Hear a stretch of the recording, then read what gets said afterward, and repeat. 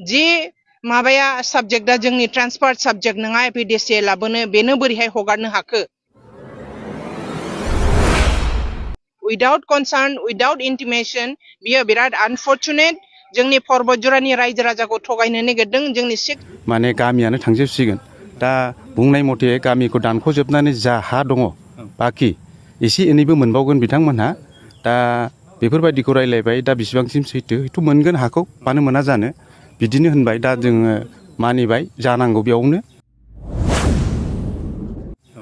प्रजेक्टआ आरो दा बेनो आङो गावबुरा बिथांमोननिफ्राय निमाहा बिबाय आं बिथांमोनखौ मेम्बारशिपआव थिखाला दिनै आङो बिथांमोनखौ मेम्बारनिफ्राय उथायबाय होननानै सिखार लाबाय जाहाथे जोंनि सुबिदा बादि जों जेसेबां दखल खालामदों जेराव रबार गायनाय साहा गायनाय औवा बिथा गायनाय दुब्लि हा दङ बेफोरखौ जाहाथे जोंनि गोसो मथन मोनगोन अब्लासो जों गनायना लागोन खारना जाहैबाय दा नैबे बासबारियावहाय थार्मेल प्रजेक्ट जानो फैगासिनो दं एपिडिसिएलनिफ्राय दा बेखौ लानानै एसे हानि गुलाय गुजाय जादोंमोन आरो बेखौ लानानै बै गामिया मोनसे प्रथमावहाय एसे संखिनायबो फैदोंमोन जे गामिनि न'खरफ्रा थांजोबगोन माजोबगोन बेबायदि होननायावहाय एसे बिथांमोना खुद्रिनाय फैदोंमोन दा बेयावहाय बे गामिनि गावबुरा जे बिथाङा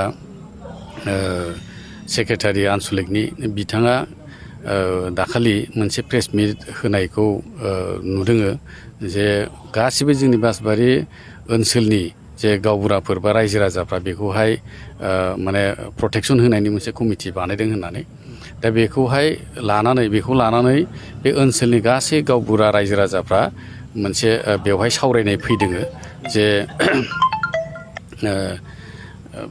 जिहेतु गावबुराफ्रा आनननमोन बेवहाय जोंनि मोनथिनायावहाय दा बेखौ लानानै दिनै सावरायबाय गुवारै सावरायबाय जे आरो जोंबो मोनथिबाय आरो दाखालि जोङो चिफ सारजोंबो जों जगाजग खालामबाय थादों आरो स्वयं बे गामिनि रायजो राजाबो थांनानै चिफ सारजोंबो रायलायहैदों प्रसासनजों रायलायदों दा बेयावहाय जे आगोलनि जेनाखि मेपखौ हथादै बानायनाय जादोंमोन बेखौ सार्किलनिफ्राय बानायनाय जादोंमोन जोंबो बेखौ मोनथिस्लाबाखै दा बेवहाय गामि सेद्रायजों थांदोङो आरो मोनसे मोननै हयथ' न'आ थाङाखै न'आ थांदोंमोन खिन्थु बे मेपखौ लानानै जों चिफजों जेखौनाखि रायलायो आरो रायजो राजाजों जखन चिफआ रायलायो बेखौ बे मेपखौ गोदानै बानायफिननाय जागोन आरो बेयाव गामिनि मोनसेबो न'आ थांनाय नङा आरो बे गामिनि जे मावनानै जानाय हाफोर दङ माखासे बेखौबो हगारनाय जागोन बेबायदि खोथा होदोङो आरो बेखौ लानानैनो दिनै सावरायनाय जादों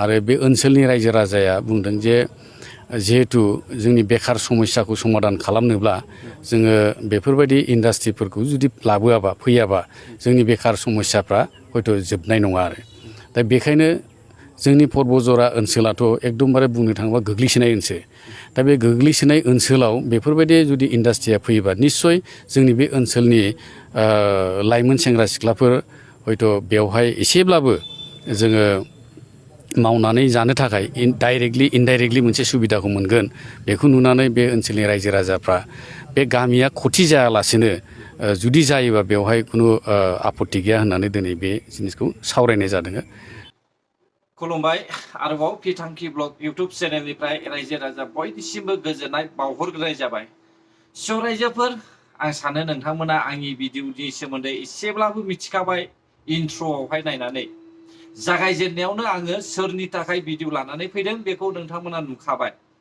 दानिया फै रायजोफोर आङो नैबे सावगारियाव नुनाय बे सावगारियाव नुनायनि सोमोन्दैनो माखासे बाथ्रा बुंनो सानदों गिबियाव नोंथांमोना बिनि माखासे बुंनाय रावफोरखौनो खोनासंनानै लाब्लानो जाबाय बारा गोलाव नङा दे रायजोफोर मात्र 2 मिनिट्स जों समानल' बिनि बासनखौ खोनासंब्लानो जाबाय बियो मा बुंदों बिनि उनाव आं बुंगोन अब्ला फै जों गिबियाव बिनि रावखौहाय एसे खोनासंनानै लाग्रोनोसै प्रमोद बर'आ without any concern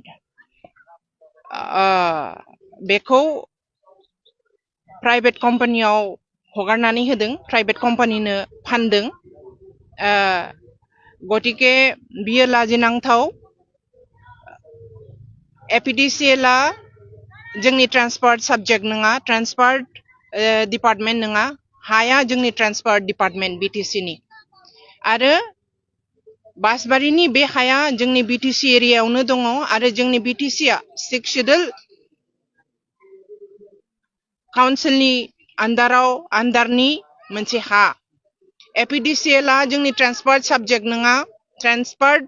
साबजेक्ट नङा बेनि बोरैहाय प्रमद बर'आ उइदाउट कनसार्न उइदाउट कुनु रायजोजों जगाजग खालामालासेनो कुनु काउन्सिलाव सावरायाबालानो बोरैहाय 3000निख्रुइ बांसिन हाखौ जे साबजेक्टआ जे साबजेक्टआ जोंनि ट्रान्सफार्ड साबजेक्ट नङा एपिडिसिएलआ बेनो बोरैहाय हगारनो हाखो उइदाउट कनसार्न उइदाउट इंटिमेशन बियो बिराद आनफर्चुनेट जोंनि पर्बतजरानि रायजो राजाखौ थगायनो नागिरदों जोंनि 6 शेड्यूलआव जोंनि ट्राइबेल मानसिफ्रा थांनानै थानायनि हायाल'नो जोंनि मोनसे राहा बे 6 शेड्यूलआवल'नो जोंनि बर'फोरनि मोनसे सिनायथि बे ओनसोलखौ दस्रा मानसिनो दस्रानि आखायाव हगारनानै होनो नागिरनाय जोंनि रायजो जोंनि संसार जानायखौ सोरनिबा आखायाव फाननाय बादि जोङो अनुभव खालामो गतिके बिराद दुखुनांथाव बिसय बियो बेबादि खालामनाया बिराद अन्याय जादों बेखौ आङो गरिहना होयो आरो रायजो राजाफ्रा जेरै लुगैदों हाखौ जोंनो नांफिनगौ जोङो खेथि बाथि खालामनानै जानो मोननांगौ जोंनि फिसा फिसौआ बे बिटिसिनि बे हाखौ भग खालामनो मोननांगौ रायजो राजानि बे साननाय हनायाव आंबो हेफाजाब दंफायो रायजोफोर मुनमुन ब्रह्म जायआ हाग्रामा महिलारि सारनि बिबोनां दा बिथाङा गुबुननि गोरोन्थिखौ नुनानै आसि थुनानै बाथ्रा बुंदों नाथाय बिनि सिगां बियो गावनि बिगुमैनि गोरोन्थिखौ मानो साननो रोङाखै बै समावहाय हाग्रामा महिलारि सारा जेब्लानाखि रायजो सालायदों बर' हारिनि गेजेरावहाय बे समावहाय हाग्रामा महिलारि सारनिफ्रायबो जे रोजा रोजा बिगा नेशनेलनि सासे रामदेवनोहाय हा हगारनानै होदों पतंजलिनि मुङावहाय आयुर्वेदिकनि मुलि बानायनो थाखाय साबोन फेक्ट्रि बानायनो थाखाय कलगेट फेक्ट्रि बानायनो थाखाय माबा माबि फेस क्रिम बानायनो थाखाय बिथाङा रामदेवनोहाय गोबां बिगानि हा हगारनानै होदों आंनि खोनानाय मथेब्ला 3000निबो बारा हा हगारनानै होदों बियो अब्ला बै गोरोन्थिखौहाय मुनमुन ब्रह्मआ मानो नुवाखै दिनै गुबुननि गारायखौहाय सोखानायनि सिगां गाव गावनि गारायखौहाय सोखानानै लाग्रो मुनमुन ब्रह्म आंनि नोजोरावहाय आइजोफोरनि गेजेरावहाय बयनिफ्रायबो उदायसिनै सासे आइजोआ जाहैबाय पलिटिशियानफोरनि गेजेराव मुनमुन ब्रह्मआनो मिथिबाय दा रायजोफोर आं मानो बे बाथ्राखौ बुंदों जेब्लानाखि इउपिपिएल पार्टिया देरहादों बिपिएफआ जेनदों बै समावहाय सेक्रेटारियेट अफिसनि दरजा मोखाङावहाय गारि सानिफ्राय रायजो राजाफोरखौहाय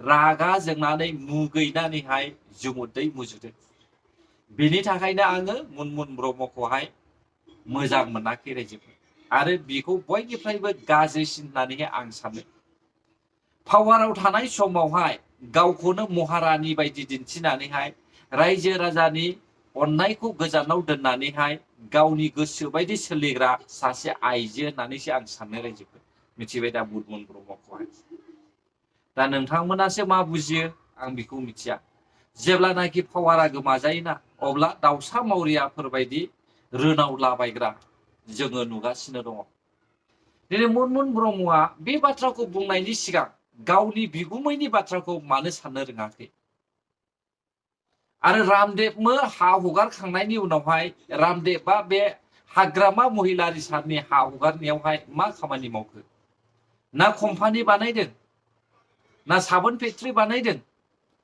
मोनसेबोथ' कारखाना बानायाखै आरो without concern without information without permission without notice रायजो राजानिफ्राय जेबो प्रुफ लायालासे फोरमान लायालासे नोंनि नंगुमैयाबोथ' बै समावहाय रामदेवनोहाय हा हगारनानै होदों अब्ला बिनि सायाव मानो खुगा सियाखै आरो दावराव देख्रेब नोंथांखौबो आं बुङो बै समावहाय जेब्लानाखि रामदेवनोहाय हा हगारदों बे समावहाय नोंथांमोना मानो खुगा सियाखै अमर सिंह ब्रह्म बनजित मन्जिल नोंसोरो बै समाव मानो सिरि थाया?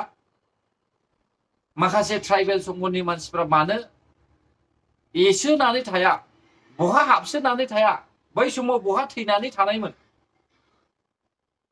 दिनैहाय नोंसोरो इउपिपिएल पार्टीखौ मोजां मोनैनि थाखाय, प्रमद बर' सारखौहाय मोजां मोनैनि थाखाय, हाग्रामा महिलारि सारखौहाय सापर्ट खालामग्रा जानायखाय, बै समाव मोनजानायखाय मोनलोंनायखाय नोंसोरो दिनैनि समावहाय सोरनिबा दैदेनगिरिनि ग्र' जानायखौहाय नायनो बानानै गाख्लायनानै दोननो सेस्था खालामदों।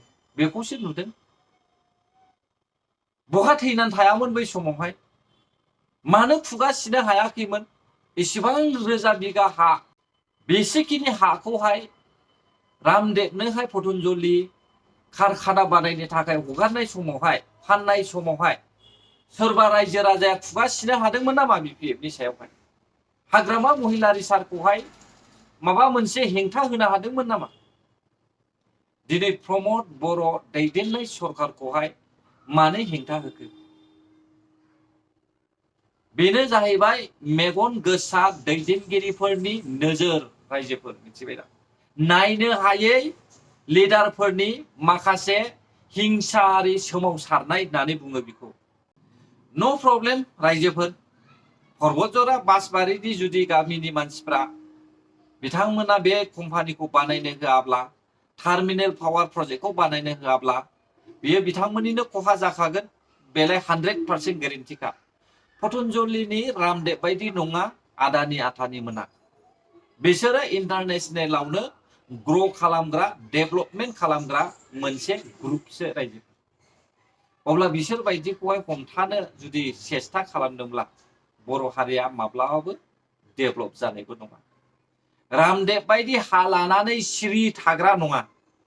आरो बिपिएफनि हाग्रामा महिलारि सार बायदि मालायनो हा फानखांनायनि उनावहाय जेबो कम्पानिनि लाहार फाहार खालामनो सेस्था खालामै बायदि इउपिपिएलनि सरकारा नङा। बिसोरो बर'नि डेभेलपमेन्टखौ नायनानैसो बे खामानिखौ मावनो नागिरदों। नाथाय बेयावहाय दावराव देख्रेब बायदि सासे दैदेनगिरिया बर' हारिनि गेजेरावहाय अर सावनानै होनानैहाय गुलाय गुजाय खालामनो सेस्था खालामदों। दिनै दावराव देख्रेब बनजित मन्जिल, अमर सिंह ब्रह्म आरो ट्राइबेल संघनि सानैसो दङ। बिसोरो इउपिपिएल पार्टीनि मावनाय हाबाखौहाय आसुगुर गावगासिबो मोजां मोना। बेनिखायनो हेंथा होबाय थायो। मोनफ्रोमबो खामानियावनो बिसोरो हेंथा होयो। जों बेखौ नुगासिनो दङ। आरो मुनमुन ब्रह्म, नोंथ' एकदम लाजिथारनांगौ। गावनि असे बिगुमायानो हाखौ फानदोंब्ला अब्ला गुबुनखौ माबोरै नोङो बुंनो हाखो? ना गन्थङानो गैया नोंहा? मान सनमान मिथिनो रोङै सासे आइजो नामा नोङो? लाजिनो सोलोंनांगौ एसे। बेबायदि बुङोब्ला आंनि बिगुमाया मा जाहैगोन? आंनि बिगुमैनि सायावहाय मा इफेक्ट गोलैगोन? मा गोहोम गोलैगोन? बेखौ नोंबो बुजिनो रोंनांगौमोन। दिनै नोंनि खौरांखौ बुजिनानै, नोंनि खौरांखौहाय खोनासंनानै नोङो कमेन्ट्सखौबा नायदोंना नायाखै? कमेन्ट्सफ्राव मा बुंदों? आंथ' जोबोद लाजिनाय मोनदों नोंखौ। आइजोफोरनि गेजेराव नोङो बयनिफ्रायबो उदायसिनै सासे MCLA। दा नोङो गावनि बिगुमायखौ सानग्रोनांगौमोन बे बाथ्राखौ बुंनायनि सिगां। आंनि आन्दाजावहाय रौमारियावहाय 1000 बिगा हा आरो कुमारै खाथा, दानि मुसलपुर ना मा गोलैयोथाय, बेयावहाय 2900 बिगा हा, टटेल 3900 बिगा हा होननानैहाय आं आन्दाज मोनदों हाग्रामा महिलारि सारनि फाननाय बे हाया। अब्ला बेयावहाय साबोन थरसेबो मोना, कलगेट मोनसेबो मोना, आयुर्वेदिक मुलि मोनसेबो मोना। मानो होनायमोन? आयुर्वेदिकनि कारखाना बानायनो, पतन्जलिनि रामदेबखौहाय कारखाना बानायनो थाखाय बे हाखौ होदोंमोन। नाथाय गैया, 17 बोसोरसिमावबो गैया रायजोफोर। दिनै बेखौहाय सिखोमानानै मालायनि गोरोन्थिखौहायल' थेव बुंनानै लाब गैया दे मुनमुन ब्रह्म। आं नोंथांखौ बेखौनो बुंखायो, जोंनि मेगनखौहाय खाथेनो हाया।